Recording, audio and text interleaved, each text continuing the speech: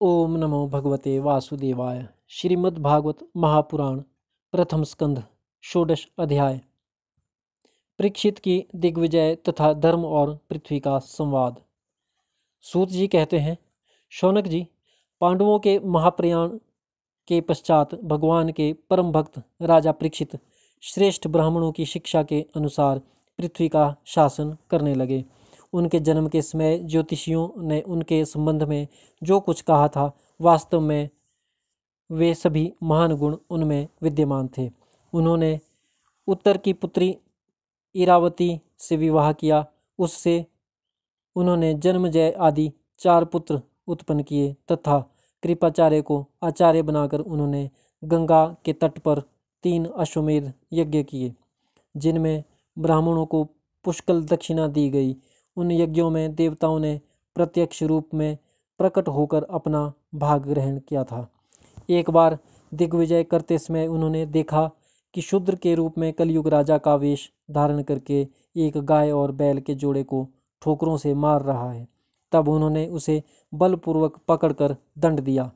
शौनक जी ने पूछा, महाभाग्यवान सूत जी, दिग्विजय के समय महाराज परीक्षित ने कलयुग को दंड देकर ही क्यों छोड़ दिया, मार क्यों नहीं डाला?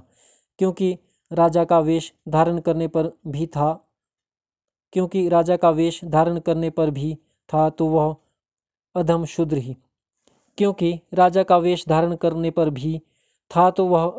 ही जिसने गाय को लात से मारा था। यदि वह प्रसंग भगवान श्री कृष्ण की लीला से अथवा उनके चरण कमलों के मकरंद रस का पान करने वाले रसिक महानुभावों से संबंध रखता हो तो अवश्य कहिए। दूसरी व्यर्थ की बातों से क्या लाभ, उसमें तो आयु व्यर्थ नष्ट होती है। प्यारे सूत जी, जो लोग चाहते तो हैं मोक्ष, परंतु अल्पायु होने के कारण मृत्यु से ग्रस्त हो रहे हैं, उनके कल्याण के लिए भगवान यम का आवाहन करके उन्हें यहाँ शांति कर्म में नियुक्त कर दिया गया है। जब तक यमराज यहाँ इस कर्म में नियुक्त हैं, तब तक किसी की मृत्यु नहीं होगी। मृत्यु से ग्रस्त मनुष्य लोक के जीव भी भगवान की सुधातुल्य लीला कथा का पान कर सकें, इसीलिए महर्षियों ने भगवान यम को यहाँ बुलाया है। एक तो थोड़ी आयु और दूसरे कम समझ। ऐसी अवस्था में संसार के मंदभाग्य विषयी पुरुषों की आयु व्यर्थ ही बीती जा रही है, नींद में रात और व्यर्थ के कामों में दिन। सूत जी ने कहा, जिस समय राजा परीक्षित कुरुजांगल देश में सम्राट के रूप में निवास कर रहे थे, उस समय उन्होंने सुना कि मेरी सेना द्वारा सुरक्षित साम्राज्य में कलयुग का प्रवेश हो गया है। इस समाचार से उन्हें दुख तो अवश्य हुआ, परंतु यह सोचकर कि युद्ध करने का अवसर हाथ लगा, वे उतने दुखी नहीं हुए। इसके बाद युद्धवीर परीक्षित ने धनुष हाथ में ले लिया। वे श्याम वर्ण के घोड़ों से जुते हुए सिंह की ध्वजा वाले सुसज्जित रथ पर सवार होकर दिग्विजय करने के लिए नगर से बाहर निकल पड़े। उस समय रथ, हाथी, घोड़े और पैदल सेना उनके साथ साथ चल रही थी। उन्होंने भद्राशव, केतुमाल, भारत, उत्तर कुरु और किमपुरुष आदि सभी वर्षों को जीतकर वहाँ के राजाओं से भेंट ली। उन्हें उन देशों में सर्वत्र अपने पूर्वज महात्माओं का सुयश सुनने को मिला। उस यशोगान से पद पद पर भगवान श्री कृष्ण की महिमा प्रकट होती थी। इसके साथ ही उन्हें यह भी सुनने को मिलता था कि भगवान श्री कृष्ण ने अश्वत्थामा के ब्रह्मास्त्र की ज्वाला से किस प्रकार उनकी रक्षा की थी। यदुवंशी और पांडवों में परस्पर कितना प्रेम था तथा पांडवों की भगवान श्री कृष्ण में कितनी भक्ति थी। जो लोग उन्हें ये चरित्र सुनाते, उन पर महामना राजा परीक्षित बहुत प्रसन्न होते। उनके नेत्र प्रेम से खिल उठते। वे बड़ी उदारता से उन्हें बहुमूल्य वस्त्र और मणियों के हार उपहार रूप में देते। वे सुनते कि भगवान श्री कृष्ण ने प्रेम परवश होकर पांडवों के सारथी का काम किया, उनके सभासद बने, यहाँ तक कि उनके मन के अनुसार काम करके उनकी सेवा भी की। उनके सखा तो थे ही, दूत भी बने। वे रात को शस्त्र ग्रहण करके वीरासन से बैठ जाते और शिविर का पहरा देते। उनके पीछे पीछे चलते, स्तुति करते तथा प्रणाम करते। इतना ही नहीं, अपने प्रेमी पांडवों के चरणों में उन्होंने सारे जगत को झुका दिया। तब परीक्षित की भक्ति भगवान श्री कृष्ण के चरण कमलों में और भी बढ़ जाती। इस प्रकार वे दिन दिन पांडवों के आचरण का अनुसरण करते हुए दिग्विजय कर रहे थे। उन्हीं दिनों उनके शिविर से थोड़ी ही दूर पर एक आश्चर्यजनक घटना घटी। वह मैं आपको सुनाता हूँ। धर्म बैल का रूप धारण करके एक पैर से घूम रहा था। एक स्थान पर उसे गाय के रूप में पृथ्वी मिली। पुत्र की मृत्यु से दुखिनी माता के समान उसके नेत्रों से आंसुओं के झरने झर रहे थे। उसका शरीर श्रीहीन हो गया था। धर्म पृथ्वी से पूछने लगा। धर्म ने कहा, कल्याणी, कुशल से तो हो ना? तुम्हारा मुख कुछ कुछ मलिन हो रहा है। तुम श्रीहीन हो रही हो। मालूम होता है तुम्हारे हृदय में कुछ न कुछ दुख अवश्य है। क्या तुम्हारा कोई संबंधी दूर देश में चला गया है जिसके लिए तुम इतनी चिंता कर रही हो? कहीं तुम मेरी तो चिंता नहीं कर रही हो कि अब इसके 3 पैर टूट गए, एक ही पैर रह गया है? संभव है तुम अपने लिए शोक कर रही हो कि अब शूद्र तुम्हारे ऊपर शासन करेंगे। तुम्हें इन देवताओं के लिए भी खेद हो सकता है जिन्हें अब यज्ञों में आहुति नहीं दी जाती, अथवा उस प्रजा के लिए भी जो वर्षा न होने के कारण अकाल एवं दुर्भिक्ष से पीड़ित हो रही है। देवी, क्या तुम राक्षस सरीखे मनुष्यों के द्वारा स्थायी हुई आरक्षित स्त्रियों एवं आर्त बालकों के लिए शोक कर रही हो? संभव है विद्या अब कुकर्मी ब्राह्मणों के चंगुल में पड़ गई है और ब्राह्मण विप्रद्रोही राजाओं की सेवा करने लगे हैं और इसी का तुम्हें दुख हो। आज के नाम मात्र के राजा तो 16 आने कलयुगी हो गए हैं।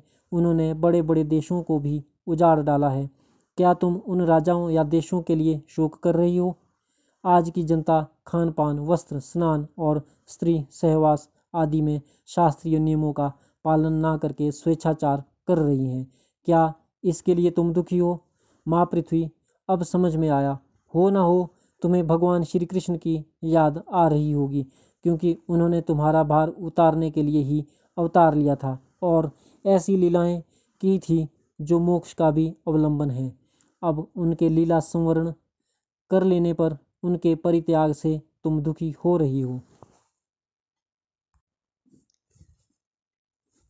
देवी, तुम तो धन रत्नों की खान हो। तुम अपने क्लेश का कारण जिससे तुम इतनी दुर्बल हो गई हो मुझे बतलाओ। मालूम होता है बड़े बड़े बलवानों को भी हरा देने वाले काल ने देवताओं के द्वारा वंदनीय तुम्हारे सौभाग्य को छीन लिया है। पृथ्वी ने कहा, धर्म, तुम मुझसे जो कुछ पूछ रहे हो वह सब स्वयं जानते हो। जिन भगवान के सहारे तुम सारे संसार को सुख पहुंचाने वाले अपने चारों चरणों से युक्त थे, जिनमें सत्य, पवित्रता, दया, क्षमा, त्याग, संतोष, सरलता, शम, दम, तप, समता, तितिक्षा, उपरति, शास्त्र विचार, ज्ञान, वैराग्य, ऐश्वर्य, वीरता, तेज, बल, स्मृति, स्वतंत्रता, कौशल, कांति, धैर्य, कोमलता, निर्भीकता, विनय, शील, साहस, उत्साह, बल, सौभाग्य, गंभीरता, स्थिरता, आस्तिकता, कीर्ति, गौरव और निरहंकारता, ये 39 अप्राकृत गुण तथा महत्वाकांक्षी पुरुषों के द्वारा वांछनीय शरणागत वत्सलता आदि और भी बहुत से महान गुण उनकी सेवा करने के लिए नित्य निरंतर निवास करते हैं।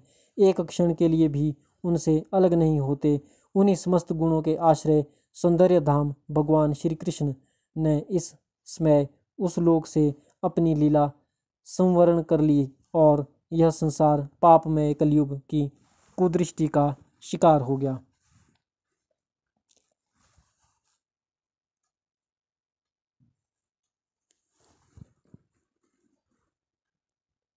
यही देखकर मुझे बड़ा शोक हो रहा है।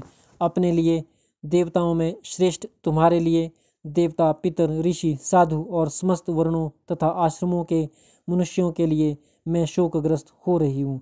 जिनका कृपा कटाक्ष प्राप्त करने के लिए ब्रह्मा आदि देवता भगवान के शरणागत होकर बहुत दिनों तक तपस्या करते रहे, वही लक्ष्मी जी अपने निवास स्थान कमलवन का परित्याग करके बड़े प्रेम से जिनके चरण कमलों की सुभग छत्र छाया का सेवन करती हैं, उन्हीं भगवान के कमल, वज्र, अंकुश, ध्वजा आदि चिन्हों से युक्त श्री चरणों से विभूषित होने के कारण मुझे महान वैभव प्राप्त हुआ था और मेरी तीनों लोकों से बढ़कर शोभा हुई थी। परंतु मेरे सौभाग्य का अब अंत हो गया। भगवान ने मुझ अभागिनी को छोड़ दिया।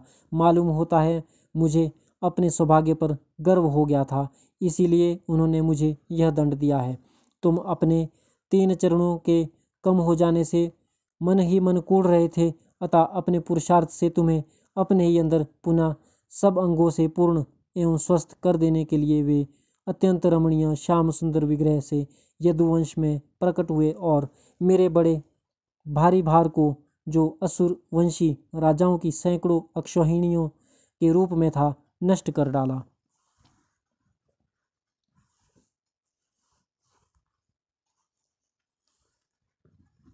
क्योंकि वे परम स्वतंत्र थे, जिन्होंने अपनी प्रेम भरी चितवन, मनोहर मुस्कान और मीठी मीठी बातों से सत्यभामा आदि मधुमयी मानिनियों के मान के साथ धीरज को भी छीन लिया था और जिनके चरण कमलों के स्पर्श से मैं निरंतर आनंद से पुलकित रहती थी, उन पुरुषोत्तम भगवान श्री कृष्ण का विरह भला कौन सह सकती है।